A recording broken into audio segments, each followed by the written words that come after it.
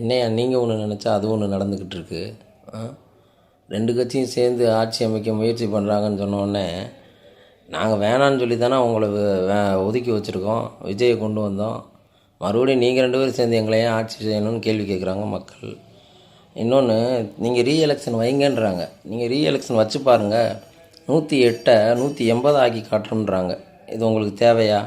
இன்னொன்று, விஜய் ஏன் அமைதியாக இருக்கார்? இதே இடத்துல திமுக 108 சீட்டு ஜெயிச்சிருந்தா இந்நேரம் ஆட்சி அமைச்சிருக்கோம், யாராலையும் தடுத்துருக்க முடியாதுன்னு பேசுகிறாங்கல்ல. விஜய்க்கு அந்த தைரியம் இல்லை, எதிர்த்து கேள்வி கேட்க தைரியம் இல்லை, பாஜகவுக்கு கீழே பயந்துக்கிட்டு இருக்கார் அப்படின்னு ஒரு பேச்சு நிலவுதில்ல. அது குறிக்கோளும் லட்சியமும் இருக்கிறவனுக்கு வளவளன்னு பேச தெரியாது. எதுக்கு வளவள குலகுலன்னு பேசணும்? மக்களால் தேர்ந்தெடுக்கப்பட்டிருக்கோம், நமக்கு ஏன் பயம், நம்ம ஏன் பேசணும் அப்படின்னு அவர் அமைதியாக இருக்கார். அவர் அமைதி தான் இத்தனை காலமாக, இந்த 2 வருஷமாக அவர் அமைதியாக இருந்தார் இல்லையா, அந்த அமைதி தான் அவருக்கு வெற்றியவே வாங்கி கொடுத்துருக்கு.